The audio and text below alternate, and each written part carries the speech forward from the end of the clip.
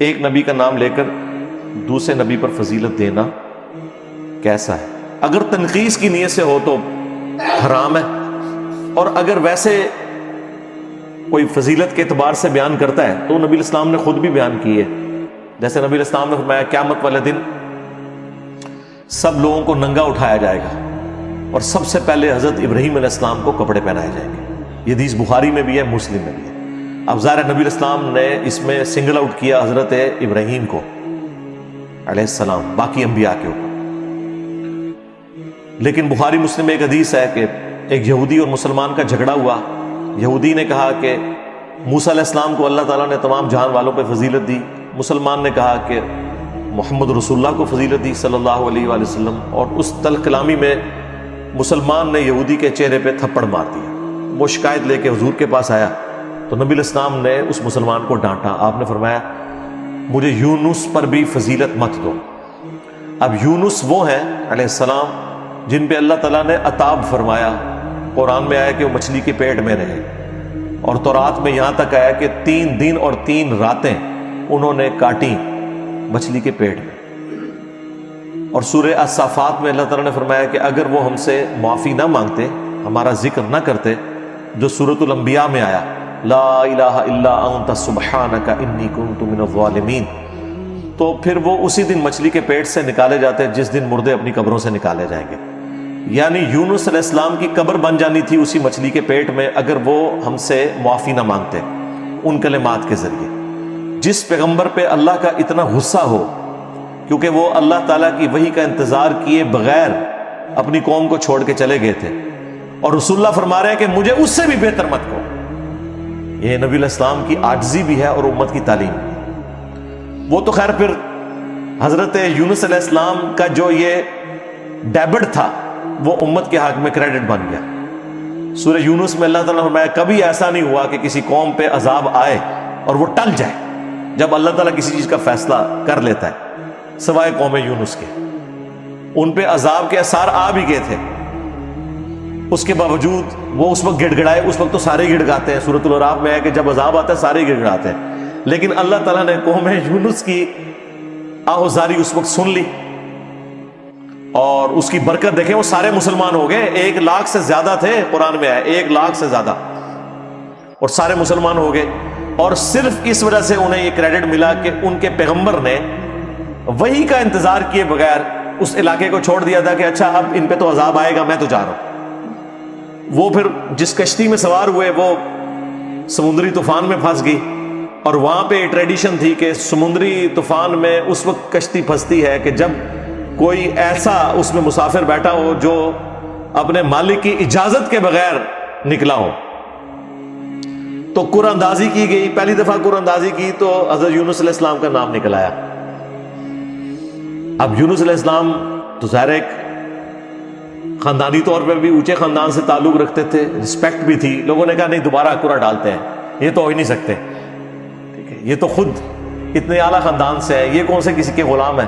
دوسری بار، تیسری بار، یہ پوری تفصیلات آپ کو اسرائیلی روایتوں میں ملتی ہیں. 3 دفعہ، اور اشارتاً قرآن میں بھی ذکر ہے اس چیز کا.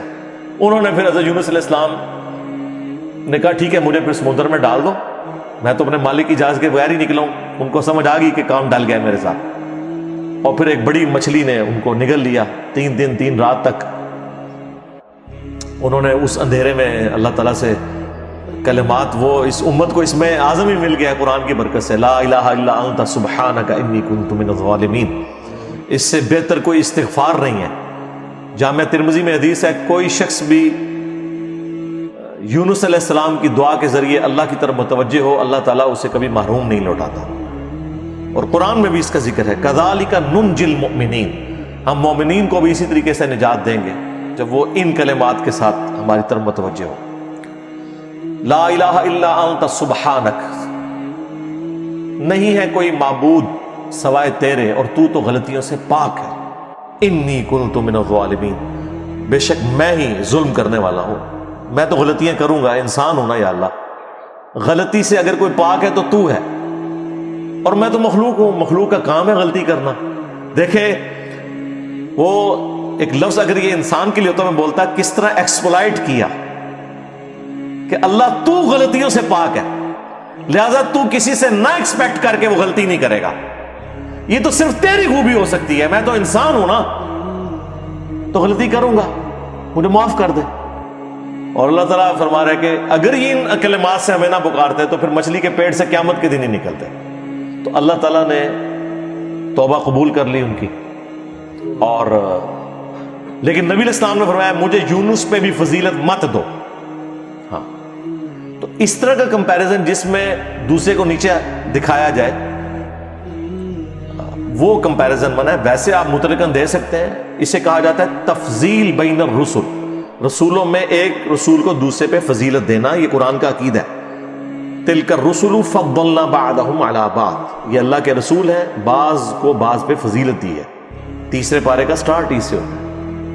پھر اللہ تعالیٰ ہم نے حضرت عیسیٰ ابن مریم کی مدد کی روح قدس کے ذریعے, اور حضرت موسیٰ علیہ السلام کے بارے میں ہے کہ ان سے کلام کیا, یہ ان کی خصوصیت ہے. وَكَلَّمَ اللَّهُ مُوسَىٰ تَكْلِيمًا وَأَيَّدْنَاهُ بِالرُّوحِ الْقُدُسِ, عیسیٰ ابن مریم کے بارے میں.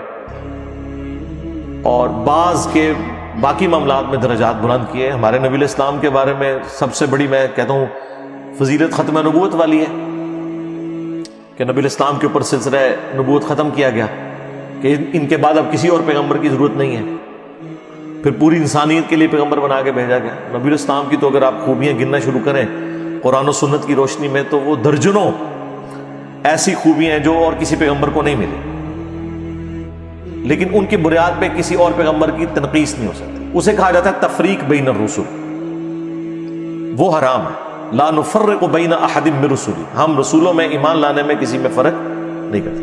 تفریق بین الرسل حرام ہے, اور بعض اوقات کفر بھی بن جاتا ہے اگر آپ کسی پیغمبر کا انکار کرتے ہیں. اور تفضیل بین الرسل عقیدہ ہے. صحیح مسلم میں حدیث ہے کہ شب معراج جب تمام انبیاء کو بیت المقدس میں جمع کیا گیا تو جبرائیل علیہ السلام نے کہا کہ آپ ان کی امامت کروائیں. نبی علیہ السلام کا امامت کے مرتبے پہ فائز ہونا تمام انبیاء کی موجودگی میں, یہ نبی علیہ السلام کی اوورآل فضیلت کا اعلان تھا کہ اللہ تعالیٰ نے آپ کو تمام انبیاء کے اوپر فضیلت دی ہے. تو وہ تو ہم مانتے ہیں, وہ ہمارا عقیدہ ہے, لیکن اس کی بنیاد پہ تنقیص نہیں کر سکتے. یعنی یہ شعر غلط ہے, کس کو دیکھا یہ موسیٰ سے پوچھے کوئی, آنکھ والوں کی ہمت پہ لاکھوں سلام. کمپیریزن کر کے اس طریقے سے بات کرنا یہ گستاخی والا معاملہ ہے.